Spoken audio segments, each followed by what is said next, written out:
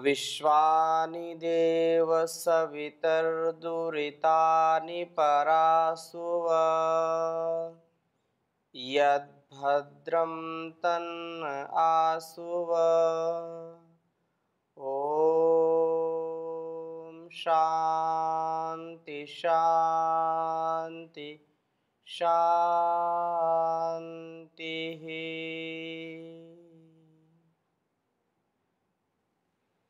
दिव्य जीवन के इस कार्यक्रम में आप सबका हार्दिक स्वागत है, अभिनंदन है। हमारे दिव्य जीवन के लिए महापुरुषों के द्वारा जिया गया जीवन और उनके द्वारा दिए गए उपदेश निर्देश, ऋषियों का ज्ञान, शास्त्रों का ज्ञान और समर्थ गुरुओं का सानिध्य जब मिल जाए और ऐसा सुअवसर मिले जहाँ पर हर प्रकार से सद्ज्ञान, सद्विवेक, सद्भावना की ज्ञान गंगा बह रही हो। पिछली चर्चाओं में, संवादों में हमने परम पूज्य ऋषिकल्प गुरुजी महाराज से बहुत कुछ सुना और जानने का प्रयास किया। आज के संवाद में हम चर्चा करेंगे कि जीवन में जो दिव्यता अर्जित करना चाहते हैं, बाधक तत्व तो बहुत हैं। उन बाधक तत्वों में एक जो शास्त्रीय निर्देश भी मिलते हैं और हमको बचपन से बताया भी जाता है कि लोभ ना करें। लोभ पाप का मूल होता है। लोभ या लालच कहें या तृष्णा कहें, अनेक अर्थों में इसका संदर्भ या चर्चाओं में हम सुनते हैं कि लोभ मत करें, तृष्णाएं ना करें। तृष्णा हमारे अस्तित्व को नष्ट कर देती है, ये कभी स्वयं नष्ट नहीं होती है। जैसे जैसे हमारा जीवन आगे बढ़ता जाता है, जैसे जैसे आयुष्य बढ़ता जाता है, वैसे वैसे हमारी तृष्णाएं भी बढ़ती जाती हैं। तो आज परम पूज्य गुरु जी से इस विषय में हम सब मार्गदर्शन लेंगे। और यदि लोभ का स्वरूप हमको ठीक ठीक समझ में आ जाए, लोभ करना भी चाहिए या नहीं भी करना चाहिए, इसका यदि परिज्ञान हो जाए तो शायद हम इससे बच सकते हैं। परम पूज्य गुरु जी के चरणों में कोटि सा नमन वंदन। गुरु जी जीवन में लोभ की जो चर्चा करते हैं कि लोभ ना करें, लोभ से हानि होती है, और यह सत्य भी कहीं कहीं हमको दृष्टिगोचर होता है।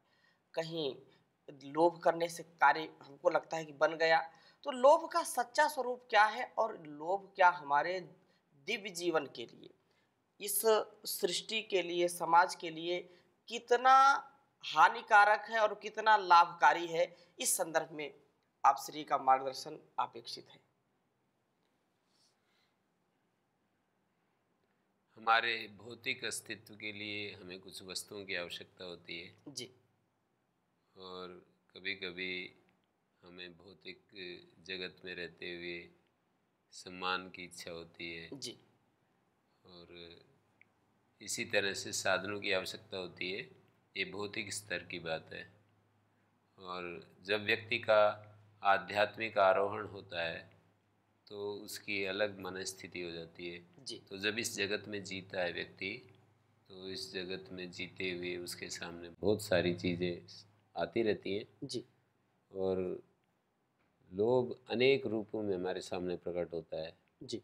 यानी धन का तो एक लोभ है कि हमारे को धन मिल जाएगा यदि हम इस तरह से कुछ बचाएंगे, या कुछ जैसे हमारा कोई बिजनेस है जी। और उस बिजनेस में हम थोड़ा सा मिलावट कर देंगे, या जो प्रॉमिस किया जाता है या सरकार को कहीं रिश्वत दे करके कहीं कैसे भी, तो उसको पास करवा लेंगे। और मानी ये एक लोभ का रूप है।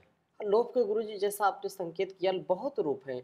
हम एक-एक क्षण-क्षण यदि अनुभव करें तो कभी सामने अच्छा भोजन आता है उसका लोभ होता है, कभी अच्छा दृश्य आता है, अच्छे रूप दिखाई पड़ते हैं तो उसके पाने जी। की कामना होती है, धन, ऐश्वर्य और जो क यश, कीर्ति, मान-सम्मान ये सब लोभ में बहुत हमको आकर्षित होना पड़ता है। कभी-कभी बहुत ही निम्न स्तर का भी हो जाता है ये लोभ। जी गुरुजी। व्यक्ति अपने पूरा अस्तित्व को ही बेच देते हैं लोभ के कारण। जी, मानिए इससे सुविधाएँ मिलेंगी, इससे मुझे ये सुविधाओं के साथ मुझे पैसे मिलेंगे, इससे मुझे कभी-कभी सम्मान मिलेगा। जी, तो ऐसे अपने शरीर तक को भी बेच देते हैं कि ये ये जो बहुत ही निम्न टाइप के कर्म होते हैं, जी, उनमें लोभ ही तो कारण है। जी, तो इसलिए लोभ सब पापों का मूल है, एक ऐसी कहावत शास्त्रकारों के द्वारा। लोभ जो है तरह तरह से हमारे को पकड़ लेता है और सत्य पर अडिग नहीं रहने देता, जी, धर्म पर अडिग नहीं रहने देता। जी, भर्तृहरि ने 3 बातें कही कि ऐसा व्यक्ति को हम प्रणाम करते हैं और वो तीनों लोगों को जीत रहा है। जी, कांता कटाक्ष विशिखा न लुनंति यस्य चित्तम च न निर्दहति कोप कृशानुतापा। और तीसरी बात उन्होंने लोभ के बारे में कही जी, कि जिसको ये लोभ पास नहीं बांधते हैं, ऐसा व्यक्ति इस संसार में विजय को प्राप्त हो रहा है, तीनों लोगों को जीत रहा है। जी, और गीता में भी कहा है कि नरक के 3 दरवाजे काम क्रोधस तथा लोभ तस्मादेतत्त्रयं त्यजेत। नरकस्य इदं द्वारम त्रिविधम नाशनम आत्मना। आत्मा के नाश करने वाले 3 द्वार हैं। जी, एक का नाम काम है, एक का नाम क्रोध है, तीसरे का नाम लोभ है। तो लोभ जो है हमारे को सत्य पर स्थिर नहीं रहने दे पा हुँ, नहीं दे सकता है। जी, माने लोभ अधर्म की तरफ हमें धकेल देता है। माने तात्कालिक कुछ क्षणिक सुविधाओं के लिए हम अपने शास्त्र निर्देशों को भी भूल जाते हैं, अपनी परंपरा को भी भूल जाते हैं, गुरुजनों के मार्ग निर्देश को भी भूल जाते हैं। तो ये सुख का जो आकर्षण है, जी, वो जैसे कारण की खोज की जाए कि लोभ हम क्यों करते हैं और किस लिए जो लोभ में फंस जाते हैं। तो जो सुख का आकर्षण है ना, वही लोभ का कारण है। हुँ, सुख का आकर्षण एक तो इंद्रिय सुखों का आकर्षण होता है, जी, और एक सुविधाओं के रूप में जो सुख हमें दिखाई देते हैं। जी, तो वो जो सुख का आकर्षण कि ऐसा कर लेंगे तो इतना हमें लाभ हो जाएगा, ये चीज़ मिल जाएगी, वो चीज़ मिल जाएगी। और पैसे कमाने का जो एक आकर्षण होता है उसमें भी आदमी फिर लोभ जुड़ जाता है हुँ, कि मैं थोड़ा थोड़ा यदि इस तरह से, मतलब जैसे एक एक बड़ा बिजनेसमैन होता है और वो थोड़ा सा भी बचाता है तो उसको दिखाई देता है कि करोड़ों रुपए बचेंगे। इतना जैसे कि अंडर साइज कोई चीज़ वो देता है। जी, मान लीजिए जूते बना रहे हैं और उसका एक फुल साइज होता है, एक अंडर साइज, थोड़ा सा कम कर दे और उसमें करोड़ों जूते बनते हों तो उसी में उनको वो समझते हैं ऐसा हुँ, कि इससे बहुत सारा लाभ हो जाएगा। तो ऐसे ही दूध बेचने वाले दूध में थोड़ा पानी मिला देते हैं, और कोई भी व्यापार करने वाले उसमें कुछ न कुछ मिलावट कर देते ये हैं। लोभ के कारण ही होता है सारा। सारा लोभ के कारण होता है। यदि लोभ ना हो तो क्यों करेगा वो? जी, माने लोभ यदि ना हो तो जैसे पहले ज़माने में तराजू से तोलते थे, जी, तो तोलने में कुछ बोलते थे कि डंडी मार रहा है। माने वो लोभ के कारण ही कुछ ऐसा वो करता था हुँ, कि उसमें थोड़ा सा, जैसे मान लीजिए 5 किलो तोल रहे हैं और उसमें 100 ग्राम या 50 ग्राम हर बार और सैकड़ों बार तोलना पड़ता था। तो हर बार यदि वो 5 किलो में से और वो 100 ग्राम कम कम तोलते जाते हैं जी, तो उनको ऐसा दिखाई देता है कि, लेकिन ये प्रवृत्ति जो है हमारे जीवन के लिए बहुत ही हानिकारक होती है। जी, हम सब जगह इस तरह से करते हैं तो फिर हमारा स्वभाव बन जाता है और हम दूसरों के प्रति हृदयहीन हो जाते हैं। जी।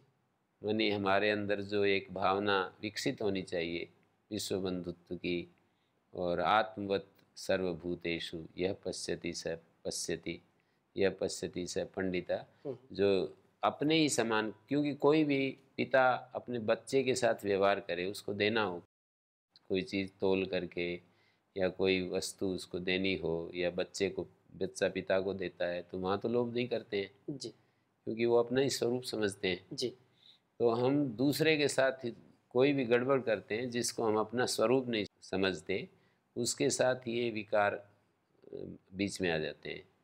यानी उसको हम अपना स्वरूप यदि देखने लग जाएं, वो भी मेरा ही स्वरूप है या मेरा ही भाई है, मेरी तरह एक आत्मा है।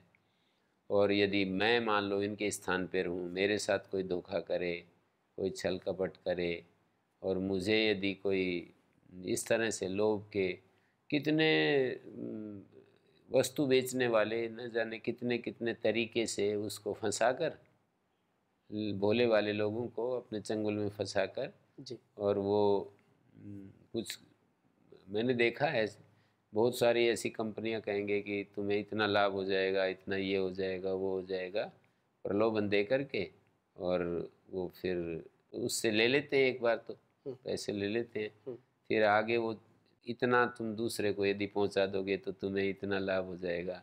फिर वो एक और चेन, ऐसे चेन सिस्टम बनाते हैं कि हम आपको देंगे ये इतने रुपए में ये वस्तु, तो फिर आप दूसरे को 3 सदस्य बनाएंगे, फिर वे 3 बनाएंगे, फिर आपके पास इसका जो डिस्काउंट है वो मिलता रहेगा। ऐसे पता नहीं क्या क्या जाल रच करके, और फिर वो आगे जा करके, तो वो फंसाने वाले भी दोषी हैं और ये फंसने वाले भी दोषी हैं। प्रत्येक दिन गुरुजी लोग इसी लालच में करोड़ों रुपए खर्च कर देते हैं। जी। वो ऐसा कुछ विज्ञापन करते हैं कि हम आपको नौकरी देंगे, और आज के युवकों में जो बेरोजगारी ऐसी है ही है, वो पैसे इकट्ठे करते हैं, आपको इतनी शुल्क जमा करनी है, और वो जमा करते हैं और इसके बाद पता ही नहीं चलता, ऑफिस सहित लोग गायब हो जाते हैं। जी। तो एक लालच ही है कि उनको नौकरी मिलेगी, और वो लालच में कि पैसा मिलेगा लोगों को ठग रहे हैं। तो दोनों ही पक्ष दोषी हैं ना। जी उधर तो लोभ के कारण से वो लोगों को प्रलोभन में फंसा रहे हैं, जी और ये इनको भी तो लोभ है। जी फंसने वाले भी सोचते हैं कि हमारे को ये हो जाएगा, विचार नहीं करते, देख नहीं पाते, जी चीज़ों को ठीक से आकलन नहीं कर पाते, और वो फंस जाते हैं। तो इस तरह से ये कहते हैं ना, किसी के साथ गलत काम करना या दूसरा कोई हमारे साथ करे तो उसमें सहमति देना, ये दोनों ही ठीक नहीं है। मतलब पाप अपने लिए भी पाप जो है, दूसरों के साथ हम पाप का आचरण करते हैं तो हमारे लिए खराब, जी लेकिन उस पाप के चंगुल में अपनी प्रमाद या सावधानी के कारण जो फंसते हैं ना, वो जैसे कहते हैं ना, रिश्वत लेना भी खराब और देना भी खराब। जी रिश्वत लेने वाले को तो लोभ है ही, पर देने वाले को भी कुछ लोभ होता है। जी मेरा काम जल्दी हो जाएगा, मेरे को प्रतीक्षा नहीं करनी पड़ेगी, मेरे को शॉर्टकट हो जाएगा, ऐसे उसके दिमाग में ये सब बातें आती हैं। तो ये भी एक लालच है। तो कितने प्रकार से लालच, न जाने कितने कितने तरीके से हमारे को पकड़े रहता है, और लालच आते ही हम अपने धर्म से विचलित हो जाते हैं। माने हम जैसा व्यवहार हमारा दूसरों के साथ होना चाहिए वो नहीं रह पाता, पक्षपात हो जाता है, जी हम गलत काम करने लग जाते हैं। तो ये सब जो है, लोभ को यदि हम सामने देखें तो माने हमारी चेतना को जड़ता की तरफ ले जाता है, हमें विचारहीन बना देता है। जी कोई भी विकार, और विशेष करके काम क्रोध लोभ जो है, वो हमें जड़ बना देते हैं, विचार शक्ति को नाश कर देते हैं, विवेक जो है उसको समाप्त कर देते हैं, विचार करने की क्षमता ही नहीं रहती। आदमी ऐसे सोच ही नहीं पाता है कि तू क्या कर रहा है, और इससे जो है अपना अगला जन्म और ये जन्म सब बिगड़ रहे हैं, स्वभाव बिगड़ रहा है। किसी आदमी की आदत बिगड़ जाए किसी कर्म के करते करते, जी किसी कर्म के अभ्यास से, और उसकी आदत बिगड़ जाए, तो ये तो बहुत बड़ी हानि है उस व्यक्ति की। जी विचार इस तरह से यदि करें तो वो फिर इससे मुक्त हो सकते हैं, लेकिन विचारहीन बना देते हैं दोष जो होते हैं ना हमारे जीवन में। कोई भी दोष आता है, जैसे क्रोध आएगा तो वो हमें विवेकहीन बना देगा। वो विवेक वो हमें बोध नहीं रहने देता कि तुझे क्या बोलना चाहिए, क्या नहीं बोलना चाहिए, दूसरों के साथ कैसे व्यवहार करना चाहिए। तो उसको देखते हैं, हम रोज़ देखते हैं ना व्यवहार में। जी। तो क्रोध आते ही और हमारी बुद्धि वैसे ही बाहर हो जाती है, जैसे कि एक शराबी व्यक्ति शराब पीते ही और कुछ और हो जाता है। जी। कहते हैं ना कि शराब पीने से पहले तो ये व्यक्ति बहुत अच्छा है, शराब पीने के बाद बहुत बेकार हो जाता लोग है। कहते हैं शराब अंदर बुद्धि बाहर। हाँ, तो ऐसे प्रत्यक्ष सुनने में आया, देखने में आया जी। कि व्यक्ति शराब नहीं पीता है तो बहुत ही अच्छा व्यवहार करता है, बहुत अच्छे से बोलता है, बच्चों के साथ भी, अपने परिवार के साथ भी। और जैसे ही शराब पी तो वो बहुत उनको सताने लगता है, अपने बच्चों को भी सताना शुरू कर देता है। और बहुत ही वे परेशान होकर के बोलते हैं कि शराब पीते ही ये बहुत बेकार आदमी हो जाता है। तो ऐसे ही कोई भी विकार जब हमारे भीतर उदय होता है तो हमारे विवेक को हर लेता है। जी। और विवेक जब हमारा चला जाता है तो मनुष्य का मनुष्यत्व ही खत्म हो जाता है। मनुष्य की मनुष्यता तो इसी बात में है कि उसका विवेक उसे हमेशा सजग, उसके अंदर विवेक सदा जागृत रहे, विवेक जागता रहे, विवेक उसको मार्ग प्रदर्शन करता रहे, मार्ग दिखाता रहे। जिसका विवेक चला गया अब क्या बच गया? ऐसे जगह जगह हमें वाक्य सुनने को मिलते हैं कि मनुष्य का मनुष्यत्व समाप्त हो जाता है। जी। यानी मनुष्य का जो पुरुषार्थ है वो धर्म प्राप्त करने के लिए और धर्म पूर्वक अर्थ और कामनाओं को पूरा करने के लिए है। और ये तीनों जब सिद्ध होते हैं तो मोक्ष की प्राप्ति, उसके बाद व्यक्ति प्रवेश करता है, अधिकारी बनता है उधर मोक्ष में जाने के लिए। उस ये जो जीवन में एक धर्म का स्थान जब अलग होता है तो अर्थ और काम ये दोनों प्रबल हो जाते हैं, इसी का नाम लोभ है। जी। जैसे हमारे को वस्तु संग्रह और अपनी इच्छाओं की पूर्ति के लिए जो अतिवेग होता है जी। और उसमें धर्म साथ में नहीं रहता है, तो इसी का नाम लालच है, लोभ है। जगह जगह हमारे शास्त्रकार कहते हैं कि माँ गृह कस्य स्विधनम, जी। तुम्हारा जो नहीं है उसकी लालच बिल्कुल छोड़ दो। उसके लिए तुम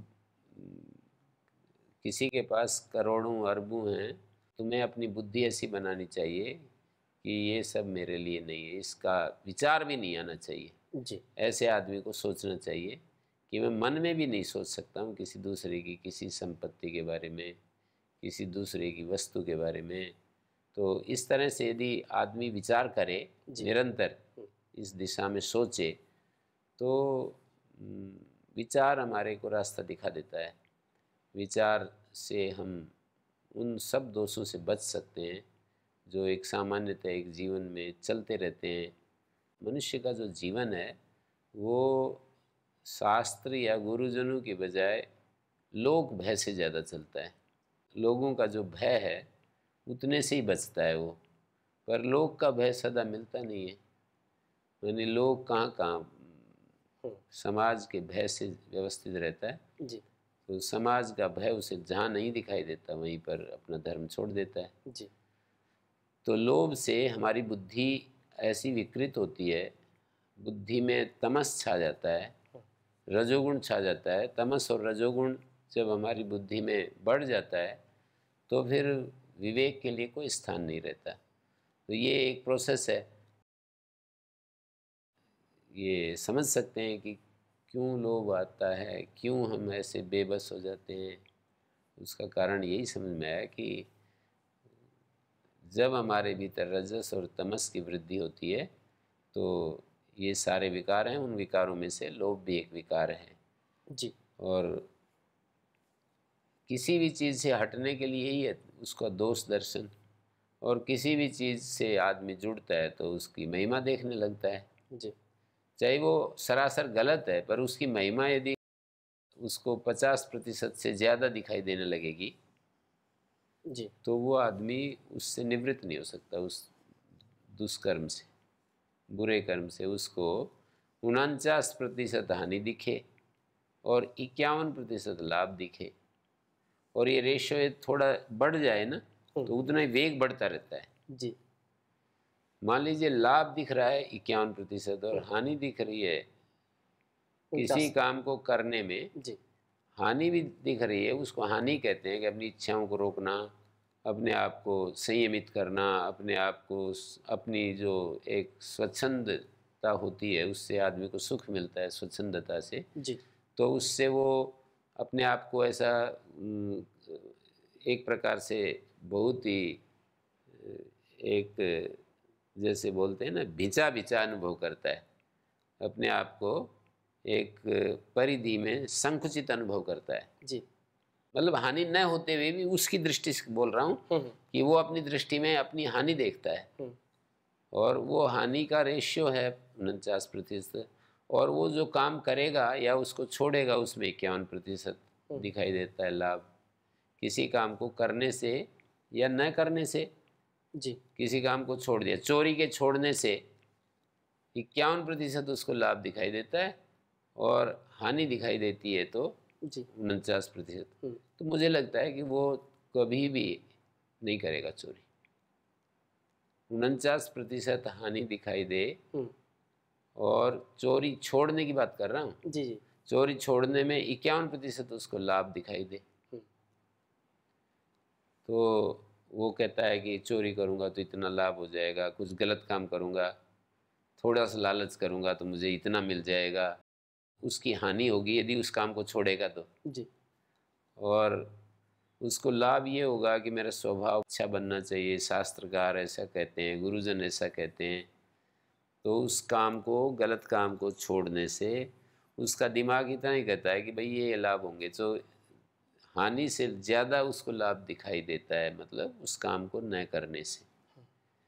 तो वो व्यक्ति उस काम को नहीं करेगा। जी।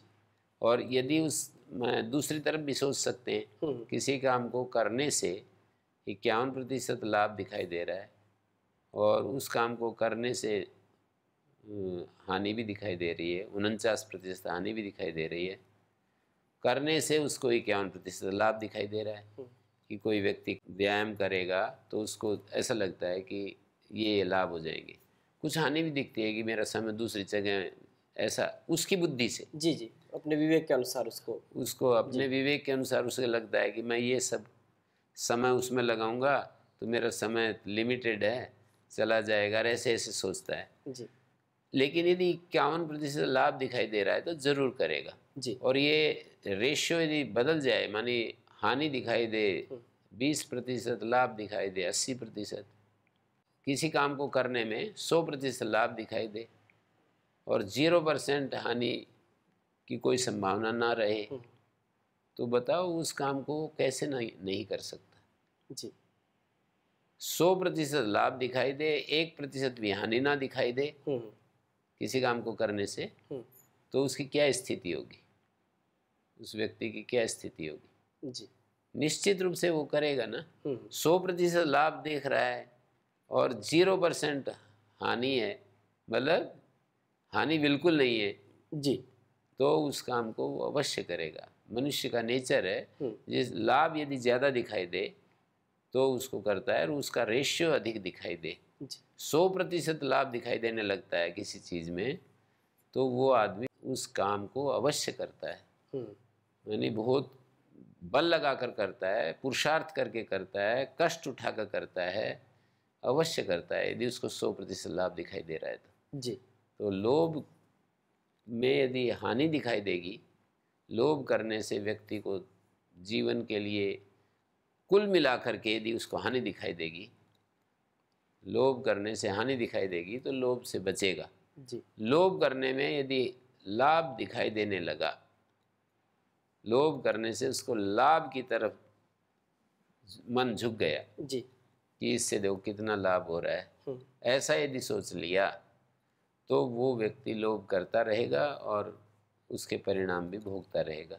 जी। तो यदि लोभ पर विजय पाना चाहता है तो व्यक्ति को निश्चित रूप से ये एक तरफा निर्णय लेना चाहिए लोभ से बचने के लिए या किसी भी विकार से बचने के लिए कि इससे मेरे जीवन का नाश हो रहा है, मेरा जीवन गड्ढे में जा रहा है, और इस तरह की प्रतिपक्ष भावना के द्वारा वो लोभ से ऊपर उठ सकता है। जी। तो यही इसका सार है। तो परम पूज्य गुरु जी ने जैसा बताया कि लोभ का, यदि हम जिस कार्य को करने में लगता है कि नहीं इससे हमारा लाभ होने वाला है, लोभ में भी हमको लाभ दिखाई पड़ता है, तो व्यक्ति कभी भी लोभ से छूट नहीं सकता है।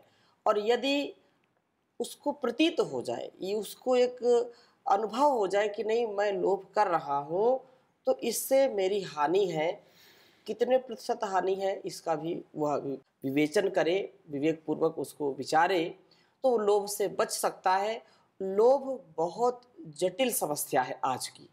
तो इस समस्या से उबरने के लिए और लोभ को और हम व्यवहारिक जो गतिविधियां हैं उनमें और हम इसको कैसे समझ करके उससे दूर हों, इस विषय में अगले संवाद में परम पूज्य गुरु जी से इसका समाधान हम पाएंगे। आज के इस संवाद को, इस चर्चा को यहीं पर विराम देते हैं। ओम शांति शांति शांति। ओम श्री गुरुभ्यो